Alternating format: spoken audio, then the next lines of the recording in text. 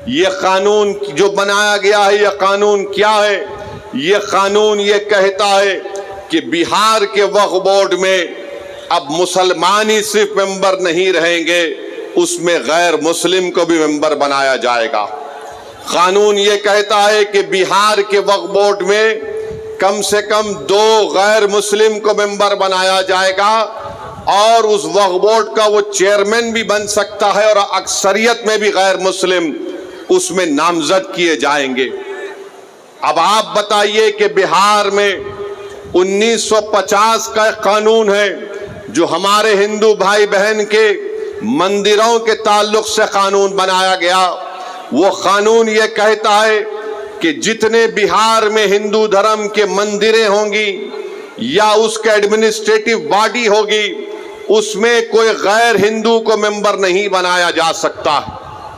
हम नीतीश कुमार से ये पूछना चाहते हैं, चिराग पासवान से पूछना चाहते हैं, जब आपके पास बिहार में कानून है कि आपके मंदिर के बॉडीज में कोई गैर हिंदू मेंबर नहीं बन सकता, तो कैसे बिहार के मुसलमानों के वक्फ बोर्ड में किसी गैर मुस्लिम को आप मेंबर बनाएंगे?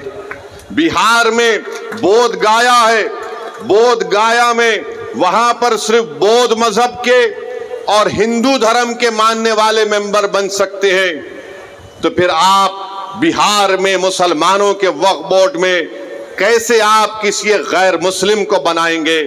ये कानून बनाना और ये कहना कि गैर मुस्लिम मुसलमानों के वक्फ बोर्ड को चलाएगा, ये हमारे भारत के संविधान की दफा 26 के खिलाफ है।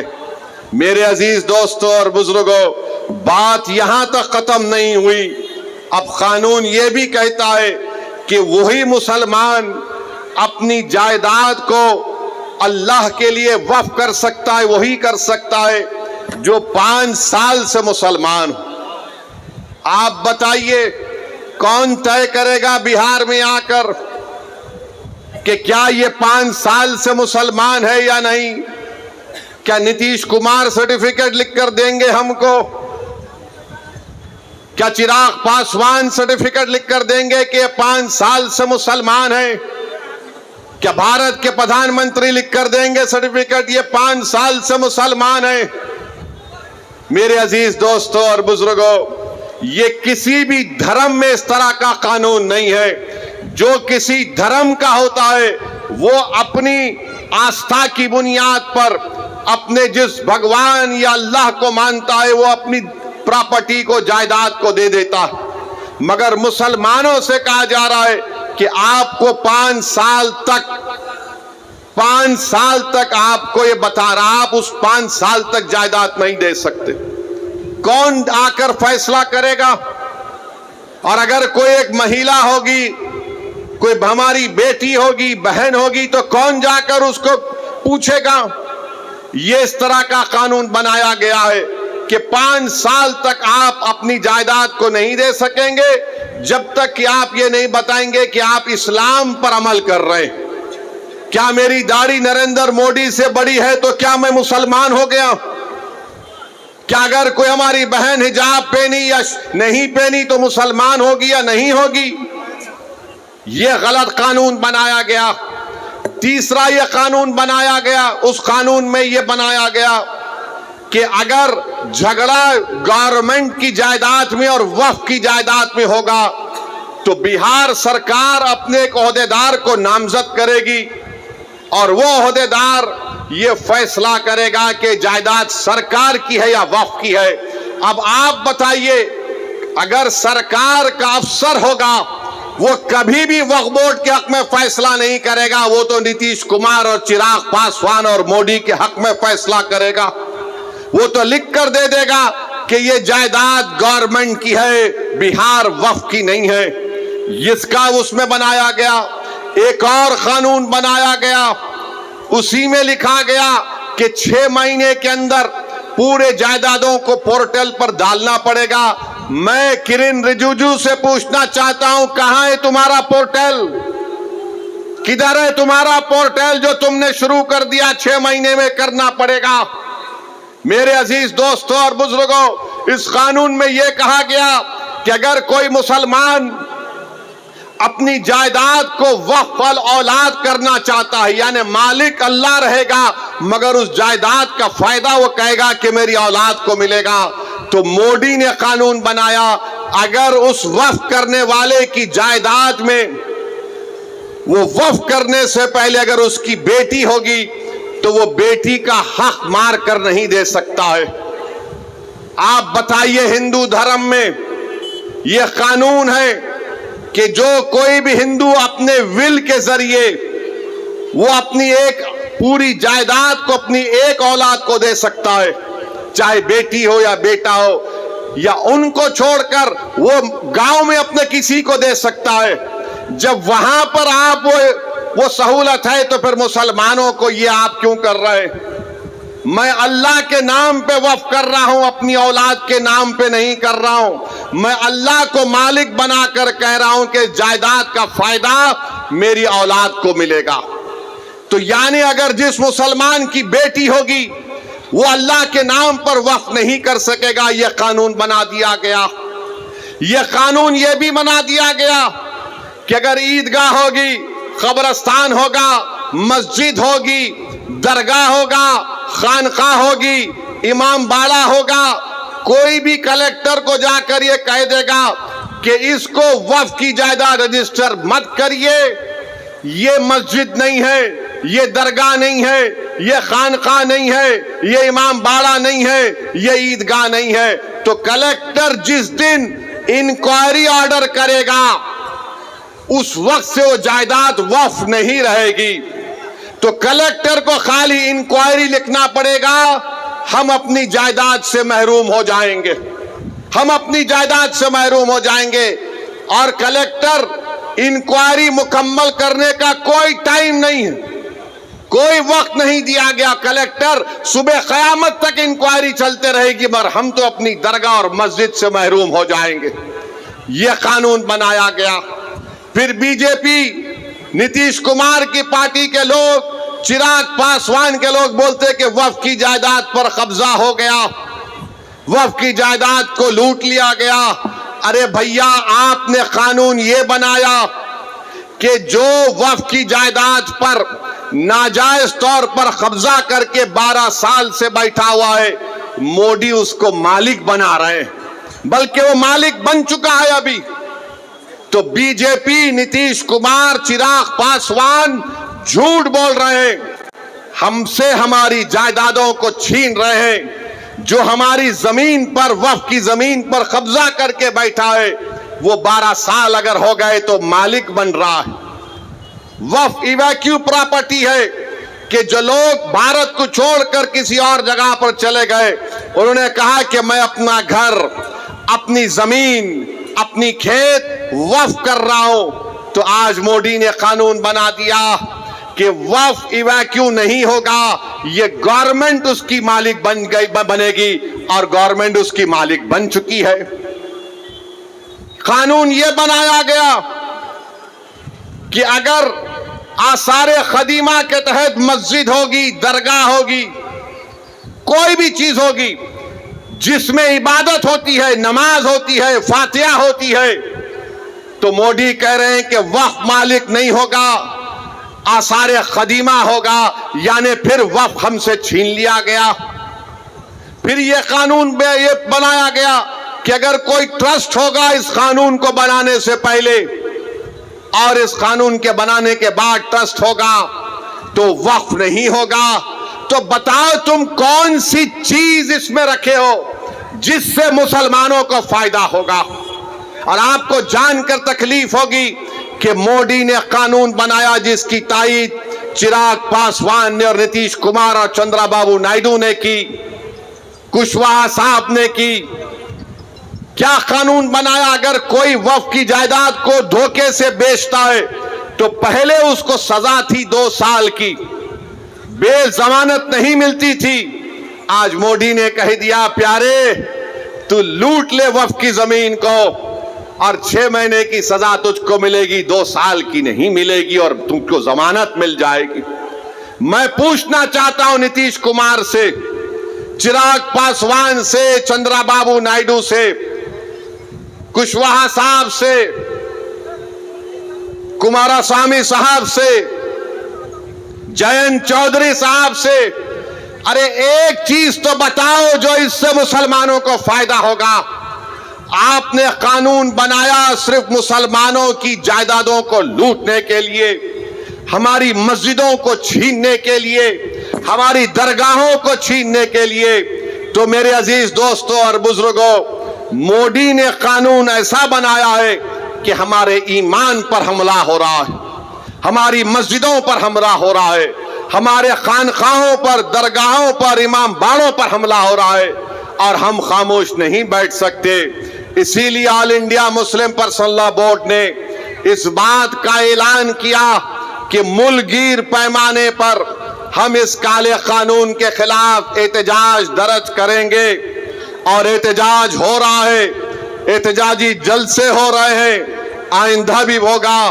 तो मेरी आप तमाम से ये गुजारिश है कि आप इस एहतजाज में शिरकत करिए। हम उस वक्त तक एहतजाज करेंगे जब तक कि मोदी की हुकूमत इस काले कानून को वापस नहीं ले लेती। हम एहतजाज इसलिए कर रहे हैं कि जिस जमीन का, जिस मस्जिद के लिए हम एहतजाज कर रहे हैं, उसका मालिक अल्लाह है। हम हरगिज किसी भी हालत में इस मस्जिद को, इस दरगाह को, इस जमीन को जिसका मालिक अल्लाह है, हम हुकूमत को ये नहीं इजाजत दे सकते कि आप उस पर कब्जा करके वक्फ बोर्ड को नुकसान पहुंचाए। और याद रखिए, वक्फ एक इबादत है, नमाज रोजा एक इबादत है, कुरान की तिलावत भी एक इबादत है, मगर वक्फ भी एक इबादत है।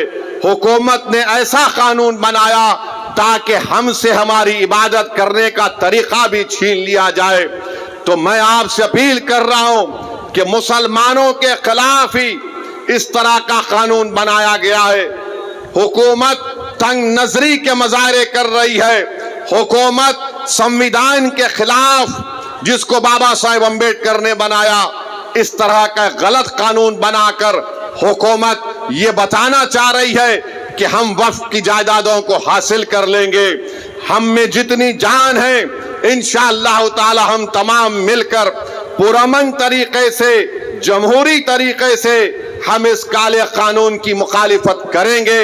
मेरी आपसे गुजारिश है कि आप पर्सनल लॉ बोर्ड के एहतजाजी प्रोग्राम पर अमल करें। और आप तमाम से अपील कर रहे हैं कि हम एहतजाज करेंगे। नीतीश कुमार भी जान ले, चिराग पासवान भी जान ले कि हम हर चीज को बर्दाश्त कर सकते हैं, मगर जो चीज का मालिक अल्लाह है, हम हुकूमत को उसका मालिक बनने नहीं देंगे।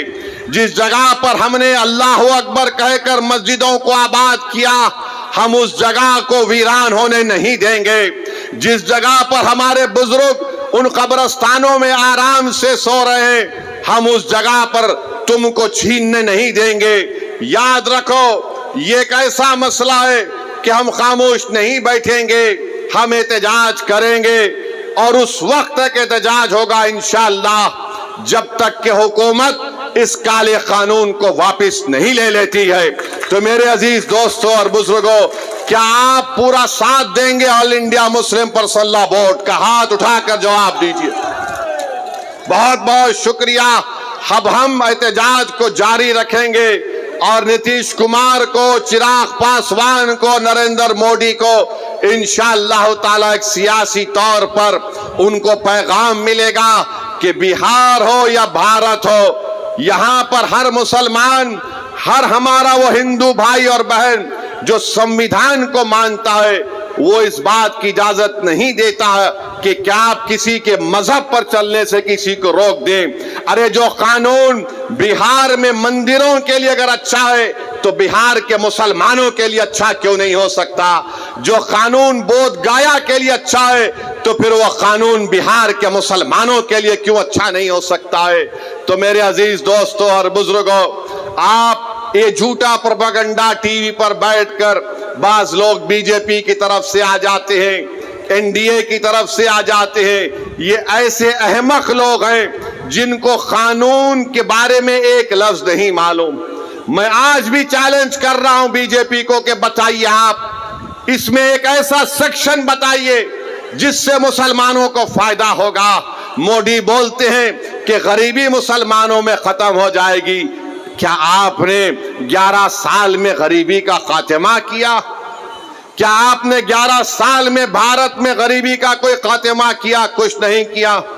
अरे ये हमारी जायदाद है और ये टीवी पर बैठकर लोग बोलते हैं आपको कितना फायदा हुआ। अरे हमारे को फायदा इतना हुआ कि अगर हम यहां से निकलकर इस जलसे के बाद अपनी जोहर की नमाज अदा करने जाएंगे, जब हम उस जमीन पर सजदा करेंगे तो अल्लाह हमारे गुनाहों को माफ करता है। जब हम नमाज पढ़ते हैं तो अल्लाह हमारे गुनाहों को माफ करता है। जब हम हय्या अलस सलाह हय्या अलल फलाह की सदाएं देते हैं तो अल्लाह हम पर रहमत की नजरों से देखता है। तो ये आप हमसे मत पूछो कि हमारा क्या फायदा है। हमारा फायदा मस्जिदों को आबाद करने से है।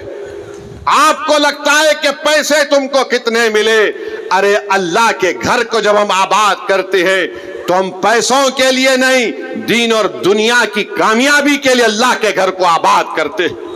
अगर हम किसी के खानखा को जाते हैं तो पैसों के लिए नहीं जाते, अपने दिलों को और अपने नफ्स को साफ करने के लिए जाते।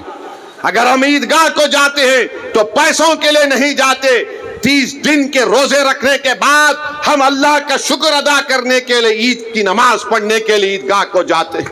अगर कोई हमारे शिया लोग अपने इमाम बाड़ों में मातम करते हैं तो अहले बैत के उस कुर्बानी को याद करके मातम करते हैं, उसमें पैसों के लिए नहीं, उनकी याद मनाने के लिए जाते। तो मेरे अजीज दोस्तों और बुजुर्गों, आप और हमको मिलकर मुत्तहिदा तौर पर इत्तेहाद को मजबूत करते हुए इस काले कानून की मुखालिफत में खड़े होना है। और मैंने इस उम्मीद पर भारत की पार्लियामेंट में इस कानून की कॉपी को फाड़ा, इसलिए फाड़ा क्योंकि गांधी ने उस वक्त के सफेद फार्म अफ्रीका में कानून बनाया गया था, तो गांधी ने भी उस कानून को फाड़ा था और उस कानून को जलाया था। ये कानून को हम नहीं मानते इंशाअल्लाह ताला। हम इस कानून को इसलिए नहीं मानते क्योंकि संविधान के खिलाफ है। जो कानून अगर बनाया जाएगा जो बाबा साहेब अंबेडकर के संविधान और आईन के खिलाफ होगा तो वो कानून नहीं होगा, वो जुल्म होगा। जुल्म हम पर किया जा रहा है इस तरह का एक काला कानून बनाकर। और नीतीश कुमार, चिराग पासवान और जो सेक्युलर तो हैं मगर मुंह नहीं खोल रहे, हम तुम्हारी खामोशी को भी याद रखेंगे। जो सेक्युलर तो हैं मगर खुद नहीं कहते, अपने चमचों से बुलवाने लगाते हैं कि तुम बोलो, अगर हम बोलेंगे तो हमको उधर का वोट नहीं मिलेगा। तो हम उनसे कह रहे हैं ये उधर का वोट इधर का वोट नहीं है। तुमको अगर भारत से मोहब्बत है, भारत के संविधान से मोहब्बत है तो तुमको बोलना पड़ेगा। तुम्हारे चमचों के बोलने से कोई फर्क नहीं पड़ता। बोलो, खुलकर बोलो। यह कानून मुसलमानों की मस्जिदें और दरगाहें और खानकाएं छीनने के लिए बनाया गया। मेरे अजीज दोस्तों और बुजुर्गों, हम उम्मीद करते हैं कि इंशाअल्लाह ताला अल्लाह अपने फजलो करम से इस काले कानून को अल्लाह हुकूमत के जरिए वापस दिलवाएगा। और मेरे अजीज दोस्तों और बुजुर्गों, मैं आपसे ये भी कहना चाह रहा हूं कि तौसीफ आलम साहब आज अल्हम्दुलिल्लाह मजलिस इत्तेहादुल मुस्लिमीन में शामिल हो चुके हैं। मैं आपको ये बताना चाह रहा हूं कि मजलिस इत्तेहादुल मुस्लिमीन ने फैसला लिया है कि इंशाअल्लाह ताला आइंदा जब विधानसभा के चुनाव होंगे तो बहादुरगंज से इंशाअल्लाह तौसीफ आलम साहब मजलिस इत्तेहादुल मुस्लिमीन के उम्मीदवार भी होंगे। और इंशाअल्लाह ताला आप तमाम लोग उनको अपनी दुआ और वोटों से यहां से अपना नया विधायक और एमएलए भी मुंतखब करेंगे। मुझे इस बात की पूरी उम्मीद है कि 4 भाग गए थे अपना ईमान बेचकर, ये 4 भाग गए थे, अब इंशाअल्लाह 24 आएंगे इंशाअल्लाह ताला। 4 भागे तो 24 आएंगे, और जिन्होंने इनको भगाया हम तुमको भगाएंगे बिहार में इंशाअल्लाह ताला। महाराष्ट्र में शिवसेना के एमएलएस को तोड़ दिया शिंदे ने, तो सबने कहा जमहूरियत का कत्ल हो गया। कर्नाटका में बीजेपी ने कांग्रेस की हुकूमत को तोड़ा, तो सबने कहा जमहूरियत का कत्ल हो गया। मध्य प्रदेश में बीजेपी ने कांग्रेस के एमएलए को खरीद लिया, तो सबने कहा ये जमहूरियत का कत्ल हो गया। तुमने सीमांचल की जनता के ख्वाबों को चुकनाचूर किया। हमारी लड़ाई सीमांचल की थी और हमेशा रहेगी इंशाअल्लाह ताला। तुमने असदुद्दीन ओवैसी, अख्तर अली मान की पीठ कर खंजर नहीं घोपा। तुमने सीमांचल के उन गरीबों पर, उन हमारे नौजवानों के सीनों पर तुमने खंजर मारा है जो सीमांचल में इंसाफ की लड़ाई लड़ रहे थे। मगर याद रखो, ये 4 बुज़दिल थे, ये 4 ज़मीर फरोश थे। तो खरीदने वाला भी ज़मीर फरोश है, खरीदने वाला भी कमजोर है। अरे जो बिकने तैयार थे वो बिक गए, जो नहीं बिके वो तुम्हारे सामने खड़ा है। और जब तक अल्लाह जिंदा रखेगा सीमांचल की लड़ाई हम लड़ते रहेंगे इंशाअल्लाह ताला। और याद रखो राजद वालों, तुमने 4 को खरीदा ना, इंशाअल्लाह ताला तुम भिखारी बन के अख्तरुल ईमान और तौसीफ आलम के घर को आओगे। हम तुमको बताएंगे कि सीमांचल के इंसाफ कैसे होता है। अरे तुम इन सीमांचल की जनता ने पतंग छाप कोड दिया है, और पतंग छाप कोड इसलिए दिया क्योंकि सीमांचल की जनता गयूर जनता है। सीमांचल की जनता गरीब जरूर है, मगर सीमांचल की जनता अपने सर को सिवाय अल्लाह के आगे किसी के आगे नहीं झुकाती है। तो पतंग छाप को उन्होंने वोट दिया है, अपनी जमीर की आवाज पर वोट दिया है।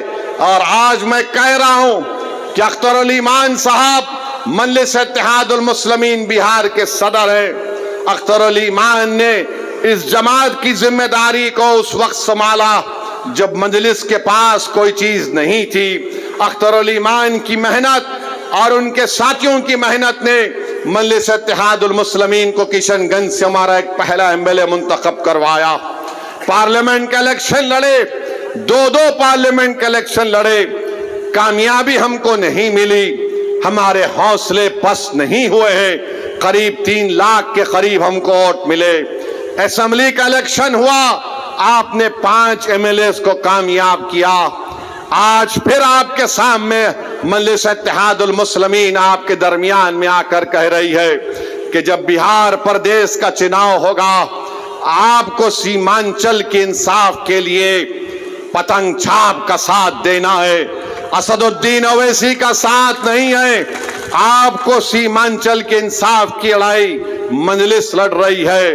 पतंग छाप ने जब से सीमांचल का नाम लिया, तो जो कल तक राजद वाले सीमांचल का नाम लेने से पीछे हटते थे, जो कल तक नीतीश कुमार की जबान पर सीमांचल का नाम नहीं आता था, मोदी इसको क्या कहते थे आप जानते इस इलाके को।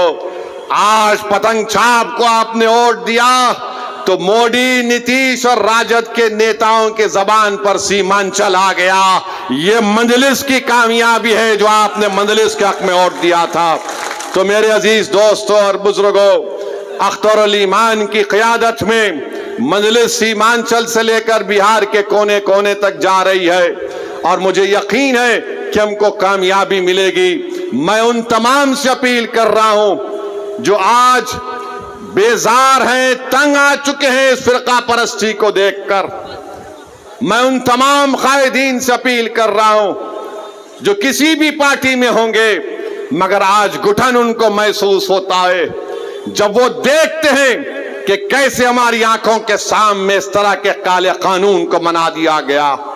वो ये महसूस करते हैं, अपनी जमीर उनको पुकार पुकार कर उनसे कहता है कि वक्त आ चुका है कि बिहार में हम अपनी एक क़यादत को बनाएं। जब यादवों की क़यादत हो सकती है, जब कुशवाहा और कुर्मी की क़यादत हो सकती है, जब अपर कास्ट की क़यादत हो सकती है, जब दलित भाई बहनों की सियासी क़यादत हो सकती है, तो क्या गरीब और मजलूमों की क़यादत नहीं बन सकती? मेरे भाई, ये फैसला आपको दोबारा करना, और मैं आपसे अपील कर रहा हूं कि हम अपनी क़यादत को बनाएंगे इंशाअल्लाह ताला, ताकि एक अख्तरुल ईमान, आपने देख लिया कि 4 भगोड़े तो भाग गए थे, सीमांचल के लिए एक काम नहीं कर सके, मगर एक अख्तरुल ईमान पूरे बिहार असेंबली के लिए भारी पड़ चुका है। बिहार में एक अख्तरुल ईमान लड़ता है सीमांचल की आवाज बनकर। अगर अख्तरुल ईमान के साथ इंशाअल्लाह ताला बहादुरगंज की जनता तौसीफ आलम को अख्तरुल ईमान का बाजू बनाकर भिजाएगी। अगर सीमांचल की जनता किशनगंज से मंजलिस के उम्मीदवार को अपनी आवाज बनाकर बिहार की विधानसभा में भिजाएगी, अमूर और बैसा की आवाम मंजलिस के नुमाइंदे को कामयाब करेगी, कोचा दामन की आवाम अगर अपने इत्तेहाद की ताकत पर और अपनी ताकत की बुनियाद पर आप बिहार में मंजलिस के नुमाइंदे को कामयाब करके भिजाएंगे, और सीमांचल के मुख्तलिफ जोकी में वहां पर भी आप भिजाएंगे, तो याद रखिए हम सीमांचल से इंसाफ उसी वक्त होगा जब तुम्हारी आवाज होगी। आवाज से मतलब तादाद। हाँ, ठाकुरगंज ठाकुर पूरा सीमांचल, ठाकुरगंज भी है। तो मेरी आपसे अपील है कि अब की बार ये आके बोलेंगे वो बी टीम, ये बी टीम ही थी जिसने मोदी के सामने इस वक्फ के कानून को फाड़ दिया था। तुम तो ए टीम थे, तुम्हारे मुंह में दही जम चुकी थी, तुम तो कुछ नहीं बोल रहे थे, खाली 1-3 मिनट के लिए बोले और बैठ गए। बी टीम बोलेंगे, फिर बोलेंगे ये वोट का वोट काटने आए हैं, फुला करने आए हैं। मुझे यकीन है कि कुछ काम में नहीं आने वाला है अब की बार, इंशाअल्लाह ताला कुछ काम में आने वाला नहीं है। कोई भी कुछ कह ले, मेरी आपसे दरख्वास्त ये है कि पतंग छाप को कामयाब करना, और मैंने आपसे वादा किया हूं कि अल्लाह जब तक मुझे जिंदा रखेगा मैं हमेशा सीमांचल की बात करता आया हूं। मेरे जिस्म का एक हिस्सा इस बात को मुझसे पुकार कर कहता है कि सीमांचल से इंसाफ होगा तो बिहार तरक्की करेगा, भारत मजबूत होगा। सीमांचल को मजबूत करना हर एतबार से ये लड़ाई मंजलिस इत्तेहादुल मुस्लिमीन लड़ रही है। तो मेरी आपसे गुजारिश है, ये 4 तो भाग गए, अब 24 को लाने की जिम्मेदारी हम तमाम और आपकी है इंशाअल्लाह ताला। तो मेरे अजीज दोस्तों और बुजुर्गों, अभी तो पहला एक जलसा हुआ है, इंशाअल्लाह ताला इसके बाद सीमांचल के मुख्तलिफ विधानसभा में मंजलिस इत्तेहादुल मुस्लिमीन के जलसे होंगे। मगर आज बहादुरगंज की इस मुबारक सरजमीन से हमने बिहार के चुनाव का एक बिगल बजा चुके हैं, और इंशाअल्लाह ताला मुझे यकीन है कि आपके इत्तेहाद, आपकी कौमी तड़प और आपकी जज्बात के ऊपर दोबारा मंजलिस इत्तेहादुल मुस्लिमीन को एक बड़ी तादाद में यहां से हमारे विधायक कामयाब होंगे, और आपको पहले से ज्यादा आगे बढ़कर मंजलिस को मजबूत करना है। और आप याद रखिए कि बहुत सी पार्टियां आएंगे, बहुत सी पार्टी के लोग आकर आपको दौलत देंगे, जरूर लीजिए, छोड़िए मत, जरूर लीजिए, जितना देंगे लीजिए, मगर वोट पतंग छाप को पड़ेगा इंशाअल्लाह ताला, वोट पड़ेगा पतंग छाप को। तो तुम दौलत अगर समझ रहे हो दौलत बहाओगे, नहीं काम में आएगा आपकी बात। ये बाशऊर जनता है, ये जनता देख चुकी है कि कौन बेबाक होकर जालिमों के खिलाफ आवाज उठाता है, कौन हमारी मस्जिदों की हिफाजत करने की लड़ाई लड़ रहा है। तो मेरे अजीज दोस्तों और बुजुर्गों, मंजलिस को मजबूत करिए, और कल इंशाअल्लाह ताला ढाका में एक और जलसा होगा। हमारे राणा साहब उस जलसे के कन्वीनर हैं। वहां पर भी हम कल जाएंगे और इंशाअल्लाह ताला बिहार के चुनाव आते तक बहुत से मुकामात पर इंशाअल्लाह ताला अख्तरुल ईमान साहब की क़यादत में मजलिस के जलसे होंगे। मैं फिर से जनाब तौसीफ आलम साहब का, हमारे उनके भाई का, गुलाम सरवर का और तमाम लोग जो आज मजलिस में शामिल हुए हैं, मैं दिल की गहराइयों से उनका खैर मुकद्दम करता हूं और उनको ये बात बता रहा हूं कि हमारा दिल बिल्कुल साफ है। आप हमारे भाई हैं, थे और हमेशा रहेंगे। यहां पर बहादुरगंज में, यहां पर तौसीफ आलम की कामयाबी असदुद्दीन ओवैसी की कामयाबी होगी। और आपका बेहद शुक्रिया, आप तशरीफ लाए। मैं हमारे मीडिया के लोगों से बोलूंगा कि आप आ जाइए, आपसे भी थोड़ा बातचीत कर लेंगे, क्योंकि मीडिया को शिकायत रहती है कि हम बात नहीं करें। तो अगर मेरी तकरीर में आपको कोई बात नहीं बोला हूं तो आप आइए, और आवाम से भी अपील करता हूं कि मीडिया को यहां पर आकर मंच पर हमसे थोड़ी देर बात करने का मौका इनको मिले। बहुत बहुत शुक्रिया। इस जलसे का अख्तिताम इस नारे पर होगा, नारे तकबीर, नारे तकबीर। सीमांचल की जनता, सीमांचल की जनता, बहादुरगंज की जनता, सलाम वालेकुम।